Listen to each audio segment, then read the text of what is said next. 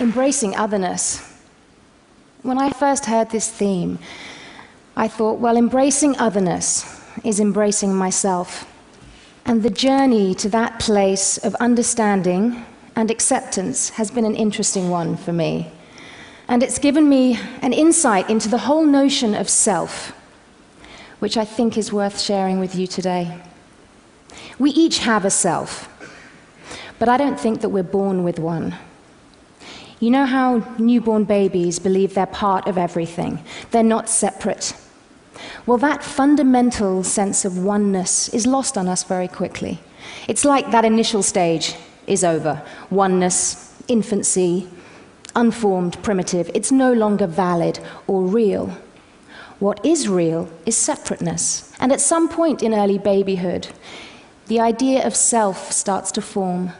Our little portion of oneness is given a name, is told all kinds of things about itself. And these details, opinions, and ideas become facts, which go towards building ourselves, our identity. And that self becomes the vehicle for navigating our social world. But the self is a projection based on other people's projections. Is it who we really are? Or who we really want to be, or should be. So this whole interaction with self and identity was a very difficult one for me growing up. The self that I attempted to take out into the world was rejected over and over again. And my panic at not having a self that fit, and the confusion that came from myself being rejected, created anxiety, shame, and hopelessness, which kind of defined me for a long time. But in retrospect, the destruction of myself was so repetitive that I started to see a pattern. The self changed, got affected, broken, destroyed, but another one would evolve. Sometimes stronger, sometimes hateful, sometimes not wanting to be there at all. The self was not constant. And how many times would myself have to die before I realized that it was never alive in the first place? I grew up on the coast of England in the 70s. My dad is white from Cornwall, and my mum is black from Zimbabwe. Even the idea of us as a family was challenging to most people. But nature had its wicked way, and brown babies were born. But from about the age of 5, I was aware that I didn't fit. I was the black atheist kid in the all-white Catholic school run by nuns. I was an anomaly. And myself was rooting around for definition, trying to plug in. Because the self likes to fit, to see itself replicated, to belong. That confirms its existence and its importance. And it is important. It has an extremely important function. Without it, we literally can't interface with others. We can't hatch plans and climb that stairway of popularity, of success. But my skin color wasn't right. My hair wasn't right. My history wasn't right. Myself became defined by otherness, which meant that in that social world, I didn't really exist. And I was other before being anything else, even before being a girl. I was a noticeable nobody. Another world was opening up around this time: performance and dancing. That nagging dread of selfhood didn't exist when I was dancing. I'd literally lose myself. And I was a really good dancer. I would put all my emotional expression into my dancing. I could be in the movement in a way that I wasn't able to be in my real life, in myself. And at 16, I stumbled across another opportunity, and I earned my first acting role in a film. I can hardly find the words to describe the peace I felt when I was acting. My dysfunctional self could actually plug in to another self, not my own, and it felt so good. It was the first time that I existed inside a fully functioning self, one that I controlled, that I steered, that I gave life to. But the shooting day would end, and I'd return to my gnarly, awkward self. By 19, I was a fully fledged movie actor, but still searching for definition. I applied to read anthropology at university. Dr. Phyllis Lee gave me my interview, and she asked me, how would you define race? Well, I thought I had the answer to that one, and I said, skin color. So, biology, genetics, she said. Because, Thandie, that's not accurate, because there's actually more genetic difference between a black Kenyan and a black Ugandan than there is between a black Kenyan and, say, a white Norwegian. Because we all stem from Africa, so in Africa, there's been more time to create genetic diversity. In other words, race has no basis in biological or scientific fact. On the one hand, result, right? On the other hand, my definition of self just lost a huge chunk of its credibility. But what was credible, what is biological and scientific fact, is that we all stem from Africa. In fact, from a woman called mitochondrial Eve, who lived 160,000 years ago. And race is an illegitimate concept which ourselves have created based on fear and ignorance. Strangely, these revelations didn't cure my low self-esteem. That feeling of otherness, my desire to disappear, was still very powerful. I had a degree from Cambridge. I had a thriving career, but my self was a car crash. And I wound up with bulimia and on a therapist's couch. And of course I did. I still believed myself was all I was. I still valued self-worth above all other worth. And what was there to suggest otherwise?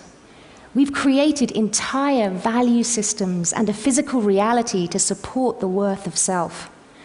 Look at the industry for self-image and the jobs it creates, the revenue it turns over. We'd be right in assuming that the self is an actual living thing, but it's not. It's a projection which our clever brains create in order to cheat ourselves from the reality of death. But there is something that can give the self ultimate and infinite connection. And that thing is oneness, our essence. The self's struggle for authenticity and definition will never end unless it's connected to its creator, to you and to me. And that can happen with awareness. Awareness of the reality of oneness and the projection of selfhood. For a start, we can think about all the times when we do lose ourselves. It happens when I dance, when I'm acting. I'm earthed in my essence, and myself is suspended. In those moments, I'm connected to everything. The ground, the air, the sounds, the energy from the audience. All my senses are alert and alive. In much the same way as an infant might feel, that feeling of oneness. And when I'm acting a role, I inhabit another self, and I give it life for a while. Because when the self is suspended, so is divisiveness and judgment. And I've played everything from vengeful ghost in the time of slavery to Secretary of State in 2004. And no matter how other these selves might be, they're all related in me. And I honestly believe the key to my success as an actor and my progress as a person has been the very lack of self, that used to make me feel so anxious and insecure. I always wondered why I could feel others' pain so deeply, why I could recognize the somebody in the nobody. It's because I didn't have a self to get in the way. I thought I lacked substance, and the fact that I could feel others meant that I had nothing of myself to feel. The thing that was a source of shame was actually a source of enlightenment. And when I realized and really understood that myself is a projection and that it has a function, a funny thing happened. I stopped giving it so much authority. I give it its due. I take it to therapy. I've become very familiar with its dysfunctional behavior. But I'm not ashamed of myself. In fact, I respect myself and its function. And over time, and with practice, I've tried to live more and more from my essence. And if you can do that, incredible things happen. I was in Congo in February, dancing and celebrating with women who've survived the destruction of their selves in literally unthinkable ways. Destroyed because other brutalized, psychopathic selves all over that beautiful land are fueling ourselves' addiction to iPods, pads, and bling, which further disconnect ourselves from ever feeling their pain, their suffering, their death. Because, hey, if we're all living in ourselves and mistaking it for life, then we're devaluing and desensitizing life. And in that disconnected state, yeah, we can build factory farms with no windows, destroy marine life, and use rape as a weapon of war. So here's a note to self. The cracks have started to show in our constructed world, and oceans will continue to surge through the cracks, and oil, and blood, rivers of it.